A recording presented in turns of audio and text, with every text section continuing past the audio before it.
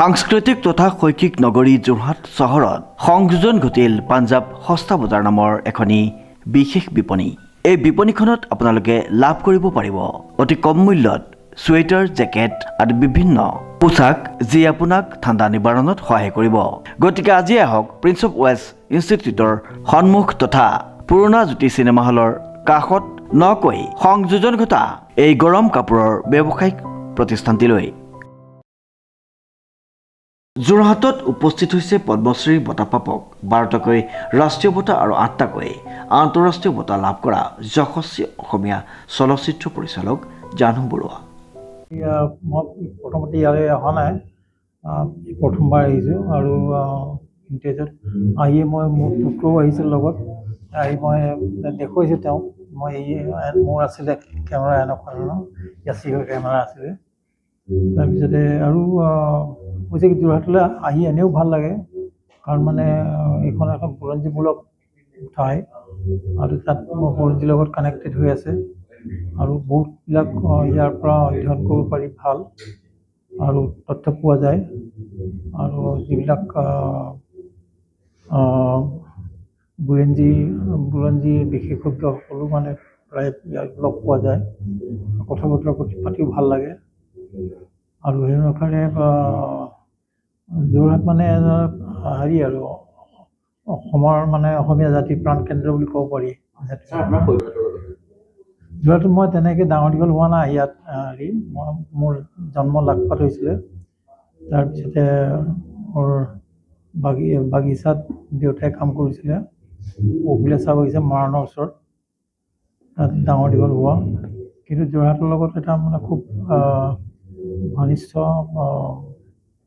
সম্বন্ধ এটা আছিলে বুলি ক'ব পাৰি, কাৰণ মানে আমি যিবিলাক এই বুৰঞ্জীমূলক পঢ়িছিলোঁ আৰু তেতিয়া যোৰহাটৰ কথা প্ৰায় আহিছিলে আৰু সেই অনুসাৰে এই ঠাইখনলৈ আহিবলৈ মন যায়। প্ৰায় আহিছিলোঁ, সৰুতে মানে আহোঁৱে আৰু মাহেকত এবাৰ আহোঁৱে, তেনেকুৱাকৈ আহি ভাল লাগে। আৰু ছবি প্ৰায় কিছু বছৰৰ পিছত মই ছবি এখন কৰিছোঁ, হেৰুৱা চন্দ্ৰ। হেৰুৱা চন্দ্ৰ হৈছে মানে এনেকুৱা ধৰণৰ ছবি, আৰু মই আচলতে সাধাৰণতে ছবি কৰোঁ মোৰ যিটো সামাজিক দায়বদ্ধতা আছে, সামাজিক দায়বদ্ধতাটো অনুভৱ কৰি কিছু ভাবি পাওঁ যে এইটো সময়ত এনেকুৱা এখন ছবিৰ প্ৰয়োজন পৰিছে। উল্লেখযোগ্য যে অহা 2 জানুৱাৰীত মুক্তি লাভ কৰিবলগীয়া তেখেতৰ আগন্তুক চলচ্চিত্ৰ হেৰুৱা চন্দ্ৰৰ প্ৰচাৰৰ উদ্দেশ্যে তৰাজানস্থিত ঐতিহ্যবাহী ভিণ্টেজ হাবত উপস্থিত হয়। উক্ত অনুষ্ঠানত জাহ্নু বৰুৱাৰ সৈতে উপস্থিত আছিল জয় কাশ্যপ আৰু ঋষিকেশ ভৰদ্বাজ। ভিণ্টেজ হাবত উপস্থিত ৰাইজৰ সৈতে তেওঁলোকে সৌহাৰ্দ্যপূৰ্ণ মত বিনিময় কৰে। এটা মানে এনেকুৱা এটা জগতত সোমাই পৰিছোঁ মোৰ কাৰণে, মানে গোটেই চাৰিওফালে কিতাপ, চাৰিওফালে চবৰ ৰাইটিং, মিউজিয়াম, আৰু এনেকুৱা ধুনীয়া এটা পদক্ষেপ লৈছে তন্ময় বুলিয়ে কওঁ মই, তাৰ অৰিজিনেল নামটো কি আছিলে?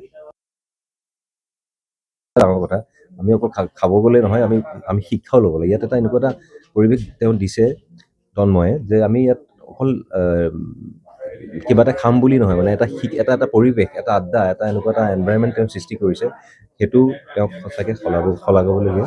আৰু মই ভাবিছোঁ এনেকৈ আৰু ধুনীয়া পদক্ষেপ লওক। আৰু মই প্ৰথম আহিছোঁ, মই ইয়াত যোৰহাটত, আৰু মোৰ আহি পেলাই খুব ভাল লাগিছে আৰু তেওঁক শুভকামনা দিছোঁ।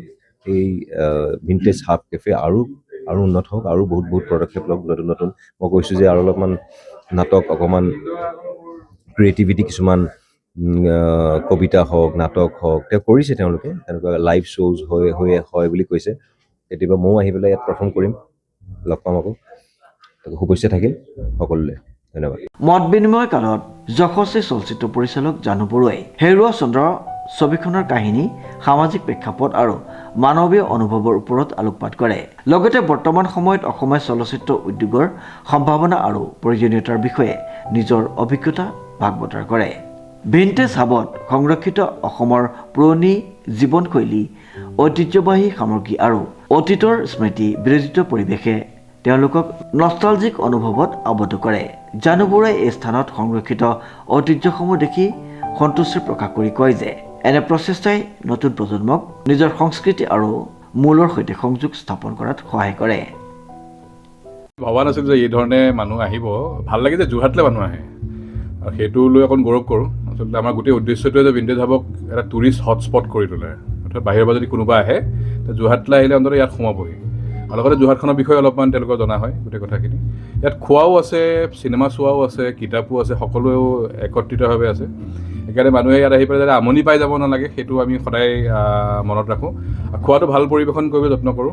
খাদ্য বিভিন্ন প্ৰকাৰৰ খাদ্য আছে আৰু ভাল লাগিছে যে জাহ্নু বৰুৱা ছাৰৰ দৰে এগৰাকী ব্যক্তি আমাৰ ইয়ালৈ আহিছে। সেইটো মই ভাবোঁ এটা ডাঙৰ আমাৰ সৌভাগ্য আৰু আশীৰ্বাদ স্বৰূপ। আৰু ছাৰে ইমান সময় আহি আজি ইয়াত মানে তেওঁ এক হিচাপত আলাপো কৰিলে আৰু বিভিন্নজনে ইয়াত আহি পেলাই অংশগ্ৰহণো কৰিলে। সেইটো আমাৰ কাৰণে ডাঙৰ সৌভাগ্য। চেছো খেলিলে তেওঁৰ পুত্ৰৰ সৈতে আৰু তেওঁৰ জীৱনৰ কিছুমান মানে আমি খুব কমকৈ জনা কিছু অধ্যায়ৰ সৈতেও আমি চিনাকি হ'লোঁ বা পৰিচিত হ'লোঁ আৰু সেইটো আমাৰ কাৰণে সৌভাগ্য বুলি আমি ভাবোঁ। ভিণ্টেজ হাবটো এতিয়া আচলতে ট্ৰাষ্ট হ'লগৈ আৰু মই মেনেজিং ট্ৰাষ্টি। আমাৰ সৈতে আৰু 4জন আছে, অনুব্ৰত শৰ্মা, প্ৰীতম ভট্টাচাৰ্য, নিশান্ত খাটনি আৰু সুৰজ বৰুৱা। আমি 5জনে মিলি পেলাই ভাবিলোঁ যে ট্ৰাষ্ট এটা কৰি দিলোঁ। বহুত মানুহে তেতিয়া ইয়াত দেখা যায় যে বিভিন্ন মানুহৰ হাতত পুৰণি বস্তু থাকে, তেওঁলোকে কিন্তু এতিয়া সেইখিনি তদাৰক কৰিবলৈ বা চোৱা চিতা কৰিবলৈ মানুহৰ অভাৱ দেখা যায়। যোৰহাটতে বহুত মাক দেউতাক অকল থাকে, বাহিৰত ল'ৰা ছোৱালী থাকে, চাবলৈ মানুহৰ অভাৱ। সেইকাৰণে তেওঁলোকে আমাৰ ইয়াত গতাই দিছে বহুত বস্তু আৰু লগতে তাৰ আগতেও কিছু বস্তু ব্যক্তিগতভাৱে মই সংগ্ৰহ কৰিছিলোঁ 2015 মানৰ পৰা। সেইখিনি একত্ৰিতভাৱে একেলগ কৰি পেলাই এতিয়া এটা ডাঙৰ এটা ভঁৰাল হৈছেগৈ। একেবাৰে আপোনাৰ ক'বলৈ গ'লে এটা মানে পুৰণি সম্পদৰ ভঁৰাল হৈছেগৈ। এইটো ভিণ্টেজ হাবৰ এটা সংগ্ৰহৰ এইটো এটা ডাঙৰ মই ভাবোঁ তাৎপৰ্য বা তাৰ এক হিচাপত এটা চিনাকি বা পৰিচয় বুলি ক'ব খোজোঁ। উল্লেখযোগ্য যে ইয়াৰ পূৰ্বে শচীন তেণ্ডুলকাৰৰ পুত্ৰ অৰ্জুন তেণ্ডুলকাৰো যোৰহাটৰ এই ভিণ্টেজ হাবত উপস্থিত হৈছিল। তেওঁৰ আগমনৰ পিছতেই এতিয়া জাহ্নু বৰুৱাৰ দৰে এগৰাকী বিশিষ্ট চলচ্চিত্ৰ ব্যক্তিত্বৰ উপস্থিতিয়ে ভিণ্টেজ হাবৰ জনপ্ৰিয়তা আৰু গুৰুত্ব অধিক বৃদ্ধি কৰিলে। জাহ্নু বৰুৱাই পৰিয়াল আৰু জয় কাশ্যপৰ সৈতে ভিণ্টেজ হাবৰ পৰিৱেশ উপভোগ কৰি অতীতৰ স্মৃতিত নষ্টালজিক হৈ পৰে। এইদৰে ভিণ্টেজ হাব ক্ৰমাৎ যোৰহাটৰ এক গুৰুত্বপূৰ্ণ সাংস্কৃতিক আৰু সৃষ্টিশীল কেন্দ্ৰ হিচাপে পৰিগণিত হৈছে।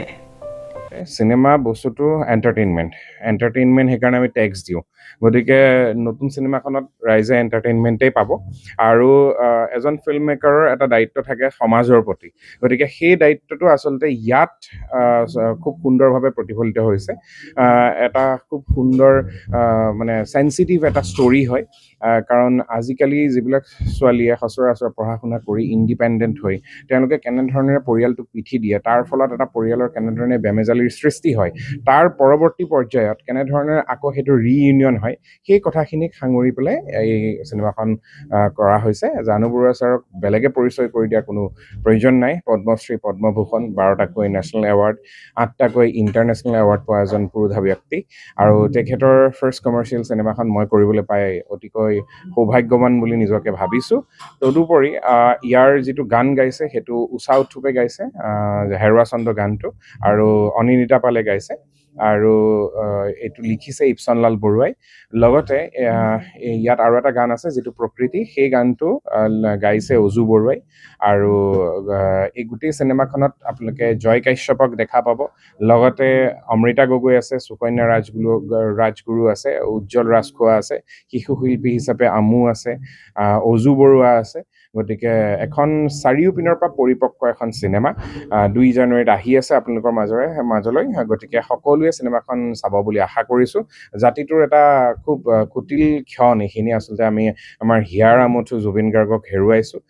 তদুপৰি আমাৰ জুবিন দায়ো সেইটোৱে বিচাৰিছিলে যে অসমীয়া চিনেমা চলক আৰু এই যিটো দৌৰি দৌৰি যাম অসমীয়া চিনেমা চাম সেইটো জুবিন দায়ে আৰম্ভ কৰিছিলে।